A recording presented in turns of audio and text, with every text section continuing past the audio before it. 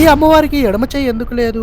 ఆవిడ మన శ్రీ కనక మహాలక్ష్మి అమ్మవారు. ఈ అమ్మవారి యొక్క చరిత్ర తెలుసుకోవాలంటే మనం బ్రిటిష్ కాలంలోకి అయితే వెళ్లాల్సిందే. బురుజుపేట సముద్ర తీరం నుంచి బురుజుపేటలోనికైతే బ్రిటిష్ సైనికులు అయితే ప్రవేశించారు. ఆ సమయంలో ఆ ప్రాంతం మొత్తం సబ్రాహ్మణ కుటుంబాలతో నిత్యం వేద మంత్రాలతో ఘోషతో ప్రతిధ్వనిస్తుండేది. కనక మహాలక్ష్మి అమ్మవారు కూడా ఆ బ్రాహ్మణ కుటుంబానికి చెందిన ఒక బ్రాహ్మణ స్త్రీ. బ్రిటిష్ వాళ్ళు ఏ ప్రాంతంలో దండయాత్ర చేసినా గానీ అక్కడున్న కుల స్త్రీలను చెరపట్టి వాళ్ళ శీలాలను అపహరించడం అలవాటుగా చేసుకున్నారు. అలా బ్రిటిష్ వాళ్ళు బురుజుపేటను కూడా దండయాత్ర చేసే సమయంలో అమ్మవారిని కూడా చెరపట్టే ప్రయత్నం చేయగా ఆ సైనికుడి నుండి తనను తాను కాపాడుకోవడానికి తన హస్తం చే నరుక్కొని అక్కడే ఉన్న ఒక బావిలోనికి దూకి తను చాలించింది. అప్పటి నుండి ప్రాంతంలో ఉన్న వాసులందరూ కనక మహాలక్ష్మి అమ్మవారిని కారణ జన్మురాలు అని భావించి గ్రామదేవత అమ్మవారిగా పూజలు అయితే చేయడం మొదలు పెట్టారు. అప్పటి నుండి ఆ అమ్మవారు ఎందువలనో బావిలోనే ఉండసాగింది. మరికొందరు అమ్మవారిని దాచిపెట్టేటప్పుడు ఆ బావిలో నా విగ్రహం వేసే సమయంలో అమ్మవారి చేతి విరిగిందని చెప్తున్నారు. అలా ఆ బావిలోనున్న అమ్మవారు ఒక స్త్రీ కలలోనికి వెళ్లి నేను బావిలోను ఉన్నానని చెప్పింది. ఆ స్త్రీ అమ్మవారిని బయటికి తీసి రోడ్డు పక్కనే ప్రతిష్ఠ చేసిందని చెప్తున్నారు. ఇలా విభిన్నమైన కథలైతే ఉన్నాయి. ఆ బావిలోనున్న మన కనక మహాలక్ష్మి అమ్మవారిని ఎవరు బయటికి తీశారు? చాలా ఏళ్ల నుండి ఆ బావిలోనున్న అమ్మవారు బయటికి రావడానికి గల కారణం ఏంటి? కనక మహాలక్ష్మి అమ్మవారికి స్వయంగా భక్తులే వెళ్లి అభిషేకాలు ఎందుకు చేస్తారు? అమ్మవారికి ఎడమ చేయి ఎందుకు లేదు?